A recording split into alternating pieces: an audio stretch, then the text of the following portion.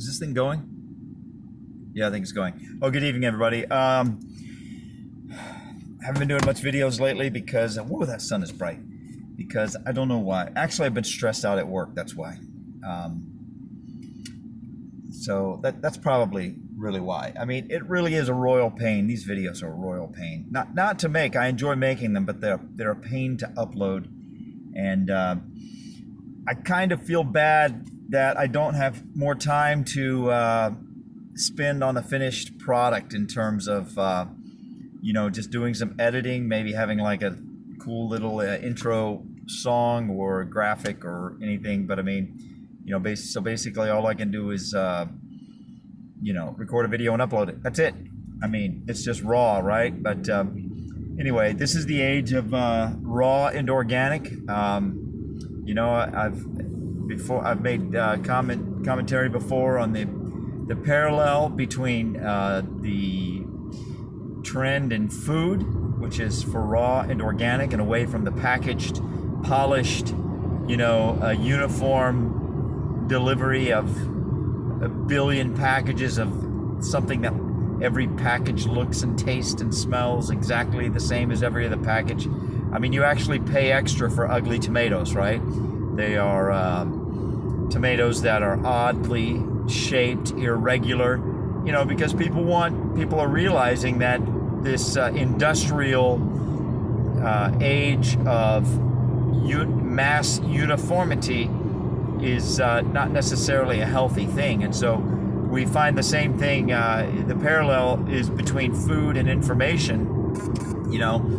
People enjoy seeing a nice, polished, hairspray poofed, powder puff makeup information disseminator like Wolf Blitzer or Don Lemon or Chris Cuomo or Anderson Cooper or Tom Brokaw in the old days. Of course, he's not polished and poofed anymore. He's so old, he's falling apart like we all do when we get old. But, we enjoy seeing that because it appeals to our superficial interest, to be looking at something pleasant all the time, whether that thing is a person or a thing, or a person or an inanimate object. But the fact of the matter is, this is an age where we realize that that's not necessarily a good thing. All this uniformity, all this polish, all this production quality, that there's real value in diversity, real diversity. Well, I don't want to say real diversity, but diverse diversity. They try to force feed uniform diversity on us, like geese on a foie gras farm. I don't know if you're aware of it, at least my understanding. I've never even had foie gras, at least not that I can recall, maybe once. I know I've had caviar a couple of times. I loved it. I love caviar. But then again, I love sushi, and I love the little fish eggs they put on the sushi. So maybe that's why I like caviar. But anyway, I had caviar once. It was fantastic. I think I may have had foie gras once. But anyway, on a foie gras farm, they hold my understanding is they hold the goose's neck up in the air and they force feed, with some kind of like the image I have in my mind is like one of those things you use in baking when you're decorating. It's like a thing you squeeze it and the stuff comes out. Something that works on a similar principle. They force feed them because the whole point of foie gras is for it to be fatty, so they want the geese to be as fat as possible. So I guess you could say that's kind of inhumane the way they treat them. But anyway, that is the way they. So we've been fed this standardized version of diversity, like geese on a foie gras farm, right? In other words, diversity is defined only by superficial characteristics, what your body type is, who you have sex with and how you have sex. I mean, I guess it really the whole idea of diversity is really like isolated to sexuality, right? But all the while they still reject and they're not succeeding, but they're trying to control diversity of opinion, right? Diversity of opinion is they're completely intolerant to diversity of opinion while being ridiculously fanatical about diversity of sexuality. So that's what I mean when I say a standardized, controlled version of diversity. That's what they're feeding us like geese on the farm, you know. But anyway, I've lost my train of thought. I apologize. It's been a while since I've done these videos, so I guess I'm a little rusty. A couple, 3 weeks, I guess. So, how did I get started? How did I start talking about organic versus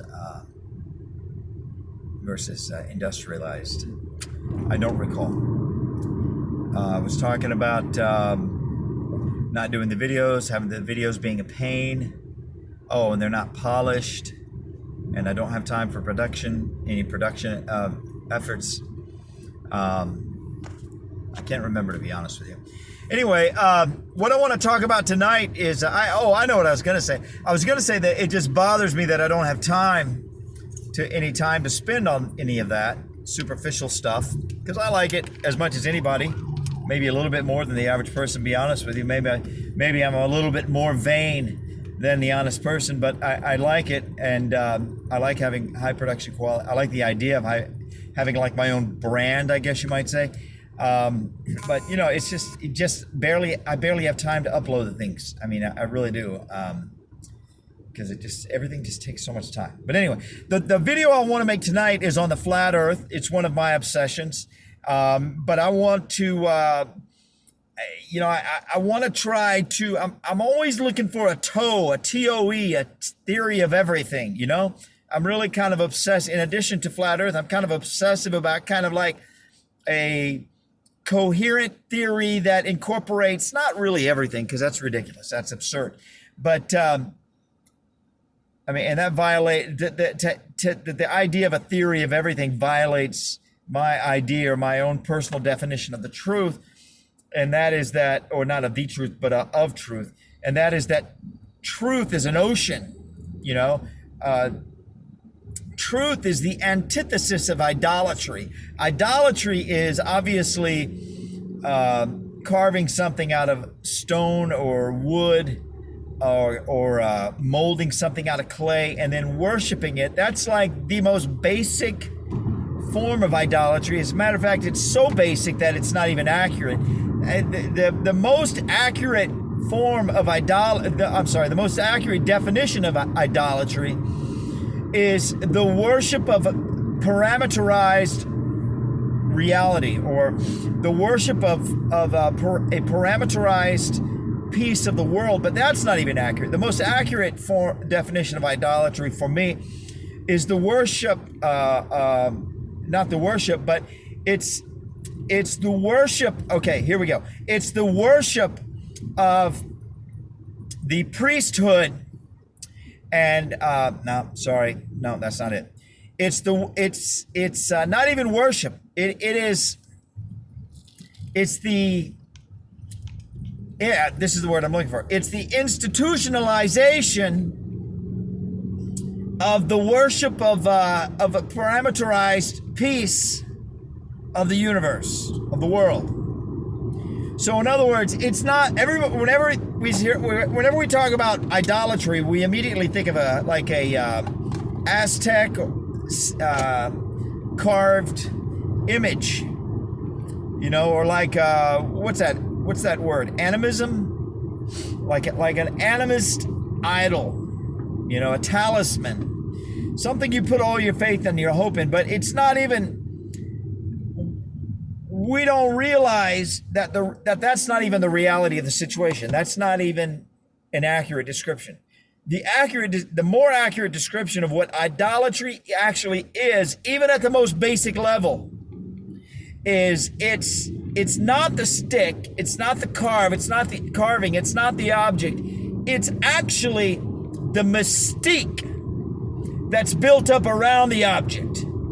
Okay? And should economic and social circumstances allow, it will also come to include not only the mystique built up around the object. The object is just like a it's just like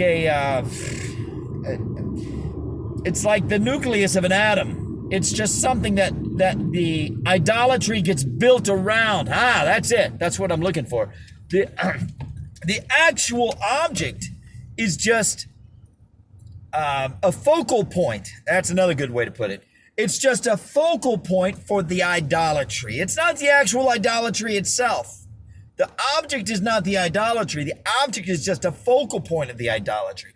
The idolatry is the institutionalization of that object. And by institutionalization, I mean the mystique, the doctrine, the dogma.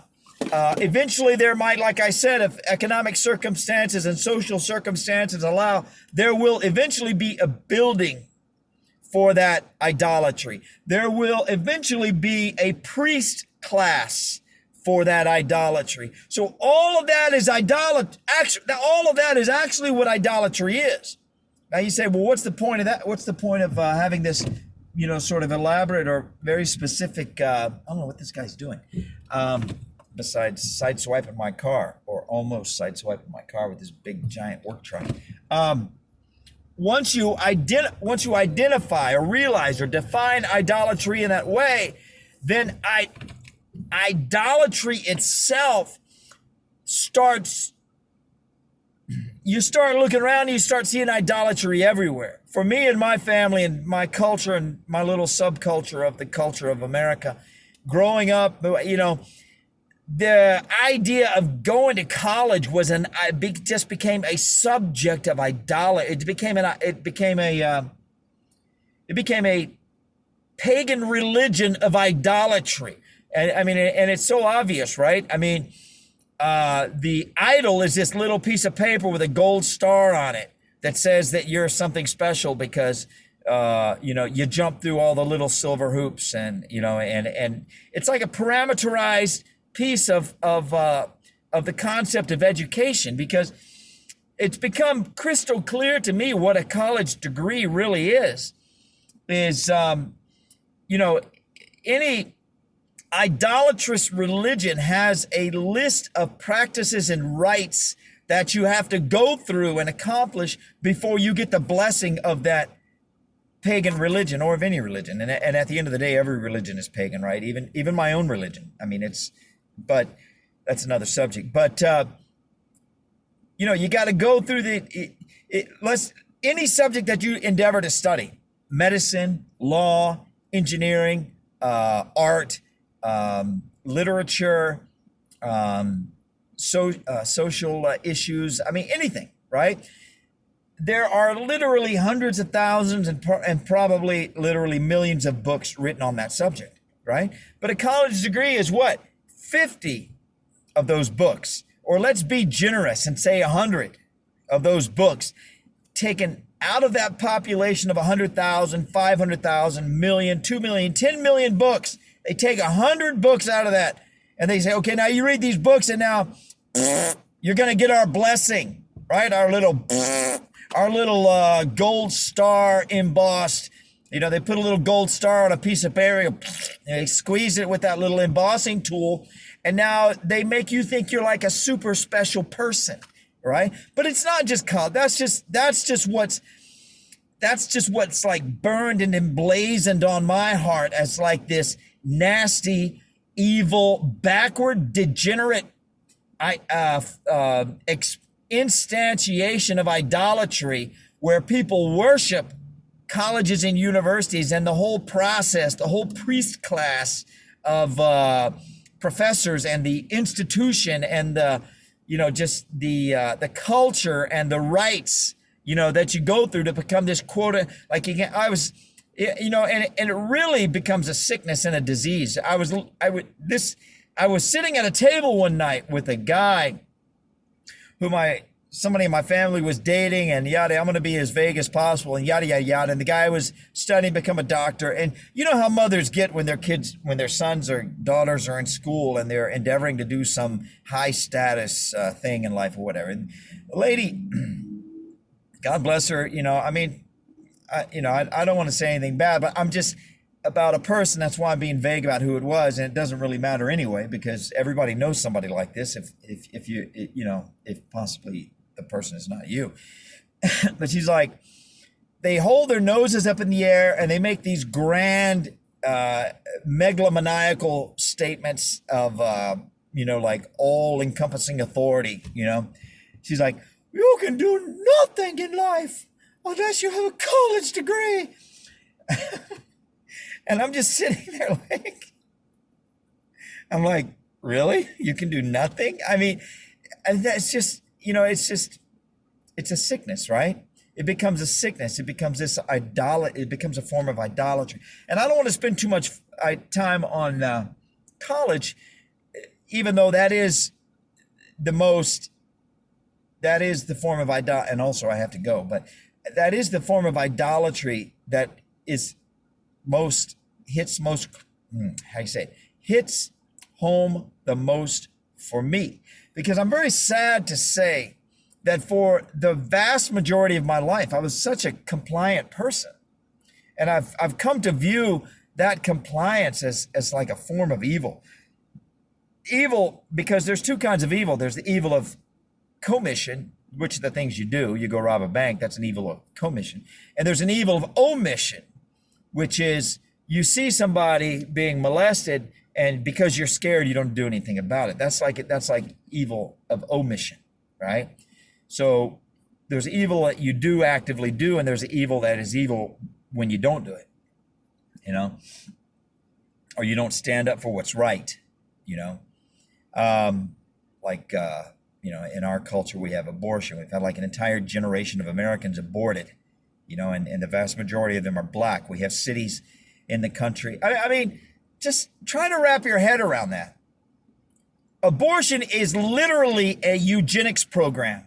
Abortion is literally a program to control the growth of the population of people of color, right? But the same people who claim to be against racism are pro-abortion. I mean, it's just crazy. And then in the realm of education, you've got the Rhodes Scholarship.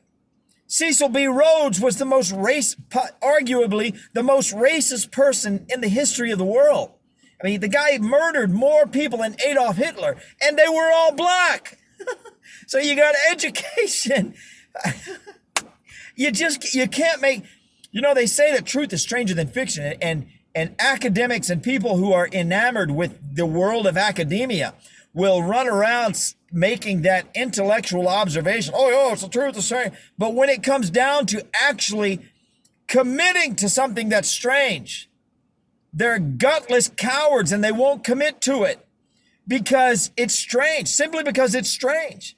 No status conscious person will ever commit to something strange, but they'll make the gutless, cowardly statements that make it sound like they're willing to do it, but they're not willing to do it.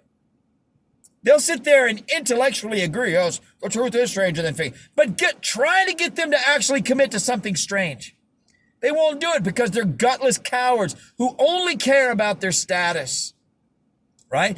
And that is the essence of idolatry. The essence of idolatry is worshiping whatever the culture is putting in front of you to worship. And in our case, like I said, it's college degrees, but in other cultures, it's been something else. And it has always been about status. It's been always about going along with whatever the priest class says you need to go along with, right? So I want to make a video about flat Earth and what and how. Forget about the science, because you could sit and argue the minutia of science all day long, and the scientific-y type people. I mean, science. Institutionalized science is a religion of its own. It's an idolatrous religion of its own, with its own priest class and its own mystique and its own doctrine and its own dogma. And they get really angry and they get really aggressive, which is one reason that I'm so interested in flat Earth, is because of how angry people like Bill Nye and how demeaning and insulting. That's how you know somebody's angry. You don't necessarily know that somebody's angry when their face is flushed and they're making,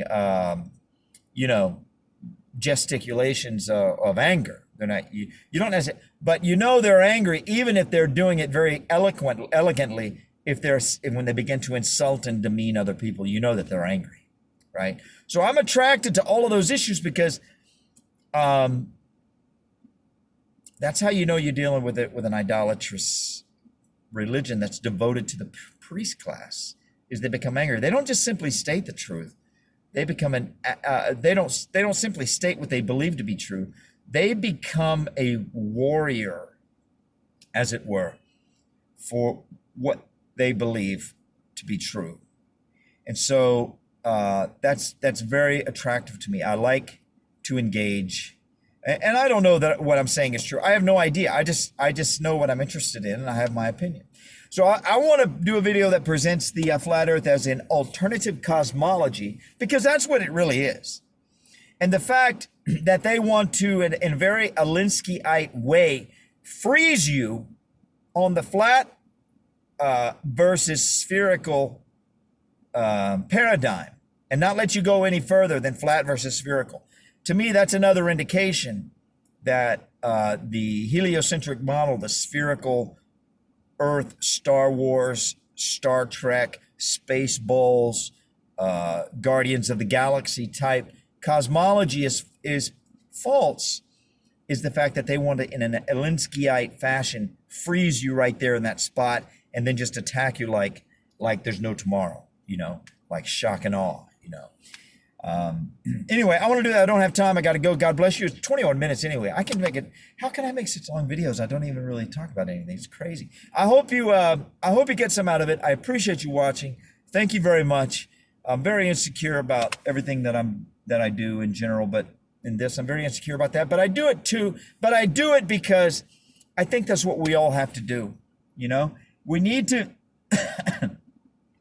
We need to embrace the organic direction that the world is taking, not only with food, but with information and with communication and with sharing amongst ourselves. Everybody knows this is one of those things that people are happy and eager to embrace on an intellectual level. But when it comes down to actually make a commitment on a personal level, they won't do it. Everybody knows that diversity is good, okay? But they will only embrace the diversity that they're told that they should embrace. That is the diversity of sexuality, or maybe the diversity of skin color, or maybe the diversity of culture. But when it comes to diversity of ideas, oh, no. Now we have to conform, right? So the way you get diversity of ideas is not to have one clown or one priest class, one priest class occupied by an army of clowns telling us what to think, but it's to have everybody speaking. That's how you get real diversity. That's real diversity, is when everybody's allowed to speak. So I encourage you to speak, and if one person listens, then you've made a contribution to the health of the world. You might save somebody by speaking, just by speaking. That's why I like this guy, Gary Vaynerchuk. That's basically his message. Just speak your truth. If you can speak to somebody that nobody else can speak to, I guarantee you, I promise you to be that to be true. And you don't need to speak to 100 million people, and you don't need to become a millionaire, and you don't need the glitterati, and you don't need all the strutting, peacocking, glittering nonsense that they tell you need before you have a right to have an opinion. No, you have an opinion right where you are. And you are ahead of somebody and you're behind somebody. And the person who can speak to the person that you're ahead of better than anybody else is you. And the person that can speak to you better than anybody else is the person who's right ahead of you, And I mean that in a literal and figurative sense, somebody that's accessible, So anyway, I'm going on again, rambling. Thank you for listening. God bless you. Have a wonderful day. And I'll get back to that video about the flat earth soon, I hope. Bye.